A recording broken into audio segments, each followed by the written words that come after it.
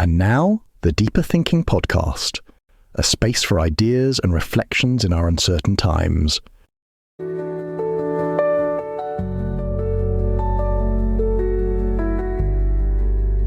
Welcome to the Deeper Thinking Podcast. This essay is about the structural collapse of democratic order under the rising sovereignty of digital platforms, a process not marked by violence or spectacle, but by silent procedural capture. It centres on the lived testimony of investigative journalist Carole Cadwalladr, whose personal legal targeting becomes a case study for how law, data extraction, and algorithmic systems converge to suppress dissent.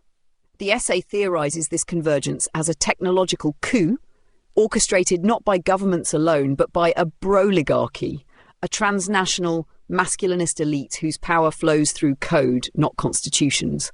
It explores how AI, surveillance and predictive systems have replaced deliberative politics with automated control, transforming privacy into a luxury and resistance into risk.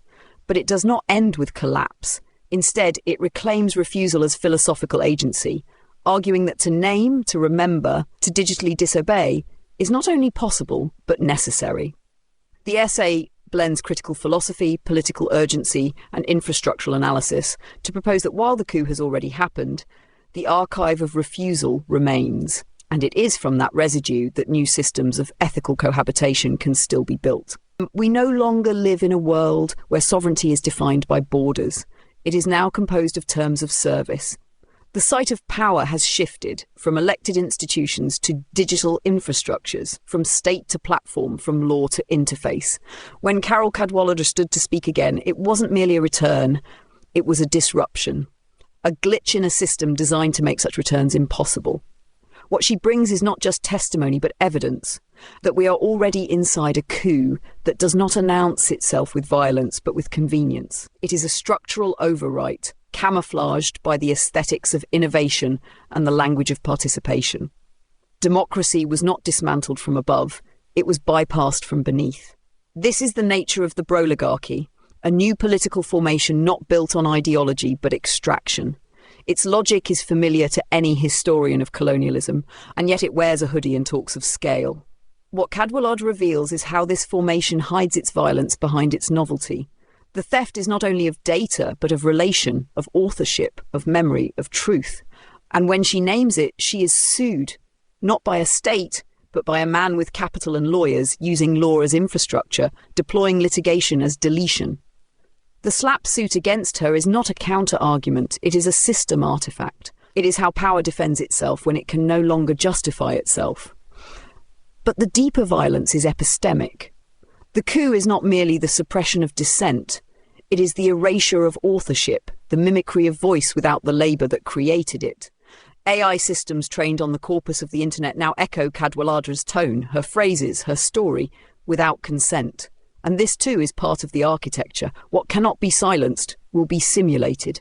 What cannot be bought will be profiled and replayed until its originality is indistinguishable from its theft. The system does not need to refute truth. It only needs to drown it. In this context, speaking becomes an act of refusal, not performance, not courage, refusal. To name the architecture is to disrupt its camouflage. To insist on memory is to expose its amnesia. Cadwalladr does not offer redemption, she offers recursion. A loop, a re-entry, a refusal to obey in advance. And in that gesture, we begin to understand this is not about one journalist. This is about whether memory can survive automation, whether authorship can outlive its own simulation, and whether refusal can still constitute a form of political design. The coup Cadwalladr describes is not a metaphor. It is a system event. It reprograms our defaults, not our debates. It arrives without fanfare, not through tanks, but through dashboards. And its first victims are not always visible. Often they are rendered into silence before we even know they spoke. This is how power now operates, not by prohibiting expression, but by controlling its conditions. Through slap suits, yes, but also through recommendation engines, opaque moderation policies, and algorithmic timelines that decide what is real by what is repeated. Cadwalladr's ordeal becomes a case study not only in suppression, but in signal degradation. Her reporting on the Cambridge Analytica scandal didn't just reveal data misuse, it threatened the epistemic infrastructure of the platforms themselves. These companies do not sell products, they sell perception. And her act of naming, of pointing directly at the architecture of that perception, constituted a philosophical breach. They retaliated not just to discredit her, but to demonstrate that resistance is not without personal cost. This was not about disproving her claims. It was about exhausting the very possibility of making them. This is what the broligarchy understands, that you don't need to win an argument if you can disqualify the speaker. You don't need to outlaw journalism if you can algorithmically vanish it. But Cadwalladr persisted, and in doing so, she exposed something deeper than corruption. She revealed the fusion between legal, technological and cultural power, a triangulated regime where consent is always presumed, never confirmed, where your data becomes both evidence and weapon, where the lines between public, private and intimate are not blurred, but deliberately collapsed. Yet even within this collapse, something resists. Not institutionally. Most institutions have already been co-opted or neutralized, but relationally. 30,000 people rallied to her defense, not because they believed in some abstract principle of free speech, but because they recognized the human cost of its disappearance. That refusal to let her be deleted, was a civic act, a moment in which digital solidarity became structurally meaningful. It did not undo the harm, but it ruptured the inevitability. And in that rupture, the possibility of memory reappeared, not nostalgia, but an architecture of resistance rooted in attention, not in reaction. Cadwalladra's return is not triumphant, it is recursive. It marks the point where collapse becomes trace, where deletion is met with rearticulation. This is not the end of the coup, it is its exposure. And that exposure demands not sympathy, but structure, not applause, but alignment. There is a certain precision in Cadwalladra's language when she names it a coup. It isn't rhetorical inflation, it's forensic categorization. A coup does not require guns when it has data. It doesn't need generals when it has platforms. It does not storm the palace gates. It rewrites the protocols that govern perception. We are watching the collapse of the international order in real time, and this is just the start, she says. And with that, the scale of the event is revealed. This isn't a national crisis. It's a reconfiguration of global power, enacted through interfaces, maintained through silence, and rendered unnameable by its apparent normalcy. And yet she names it. That act, simple and searing, disrupts the primary tactic of the broligarchy, plausible deniability. Their strength is not just in surveillance or wealth, but in the affective confusion they generate, uncertainty, disorientation, fatigue. By the time we see the shape of the system, we're already embedded within it. Cadwalladr insists on clarity, not as rhetoric, but as resistance. Naming the architecture reveals its operators, the platforms that perform neutrality while licensing harm, the billionaires who fund libertarian futures while extracting consent from children, the governments who capitulate under the pretense of innovation. She does not appeal to transparency, she appeals to memory, to the idea that there is something worth preserving, the public record, the byline, the trace of a thought before it was auto-completed.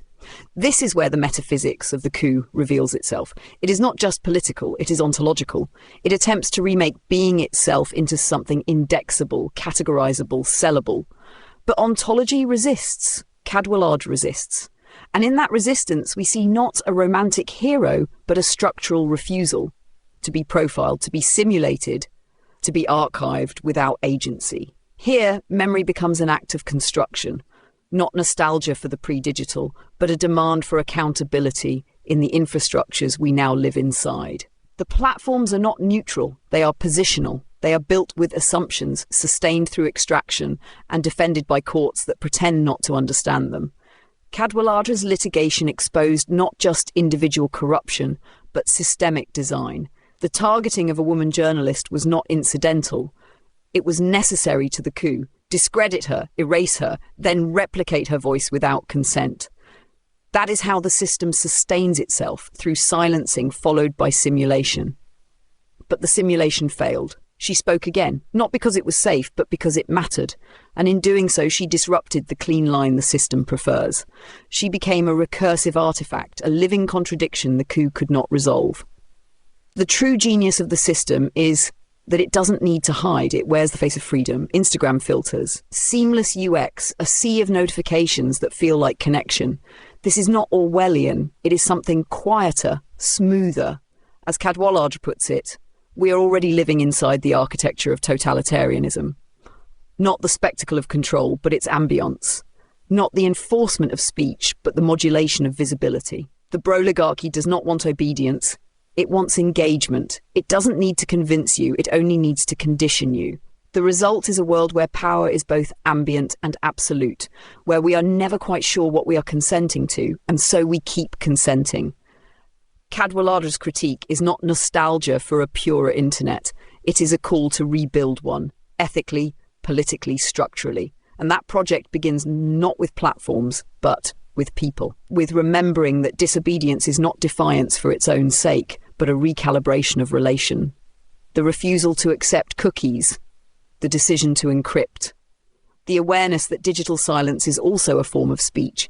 These are not acts of retreat, but of design, a counter-aesthetic, a reorientation of ethics around opacity, slowness, and intentional friction.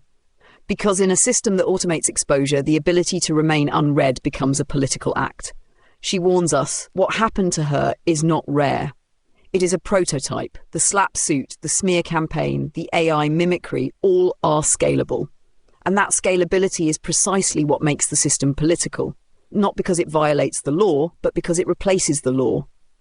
When legal action becomes indistinguishable from digital performance, when the court becomes a stage for silencing rather than judgment, then the architecture of justice itself has been refactored.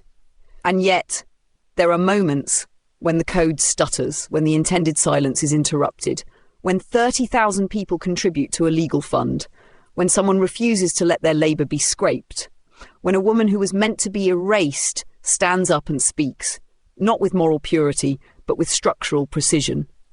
These moments are not anomalies, they are traces. And if enough of them are collected, they might become more than reaction, they might become design. What Cadwalladr offers is not strategy, but memory, not ideology, but evidence. She does not ask for belief, she asks for recognition.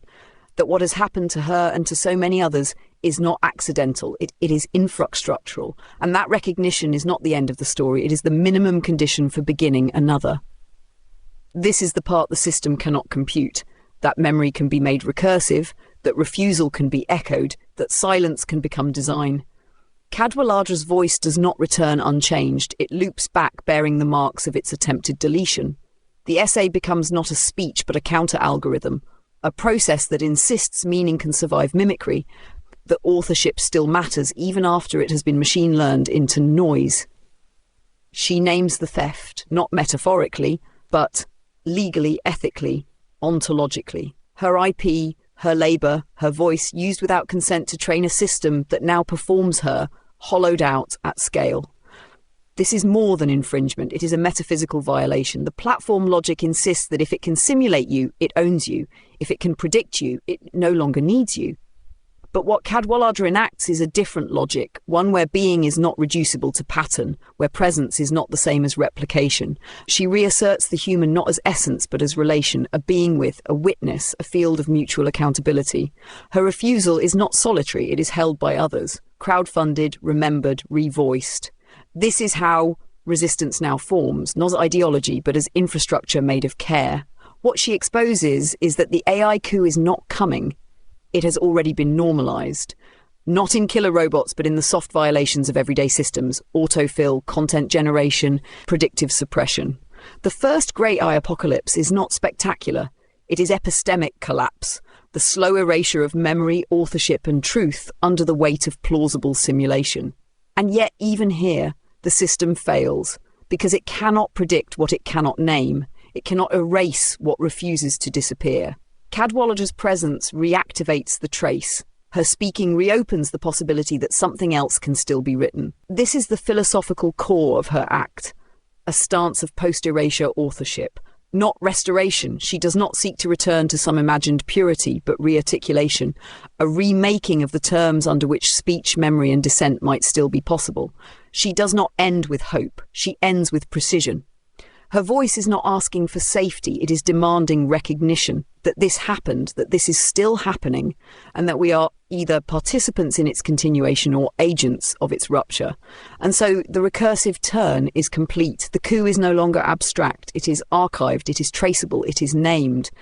And naming in a system built to erase is the most subversive act of all. There is no comfort in this ending, because it is not an ending. It is a confrontation. The coup Cadwalladr describes has already succeeded in its primary objective. It has redefined the conditions under which truth can appear. The platforms do not need to censor what they can overwrite. The systems do not need to ban what they can dilute.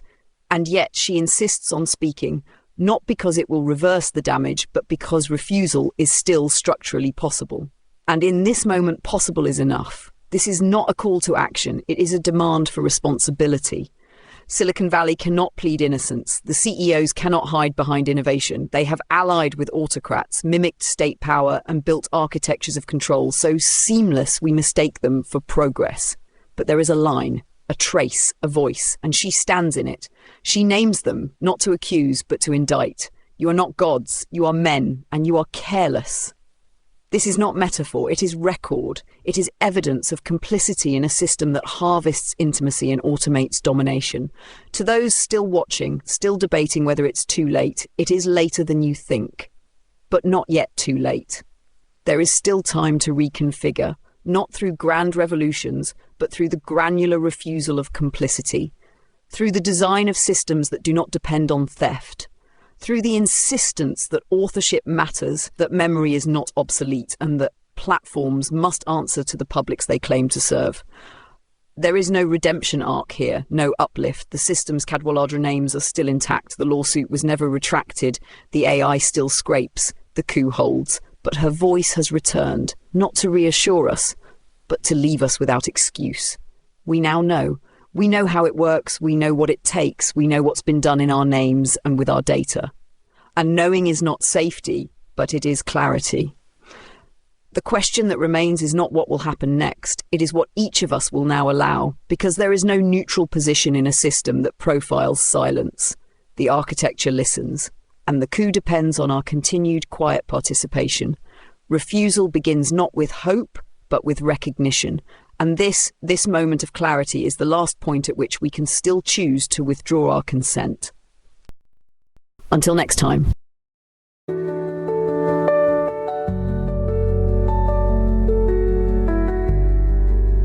You've been listening to the Deeper Thinking podcast. Today's episode was narrated by Holly, our digital narrator, who helps bring our ideas to life. For further reading, research, and ways to support the podcast, please visit the episode webpage. Thank you for your positive reviews on Apple Podcasts.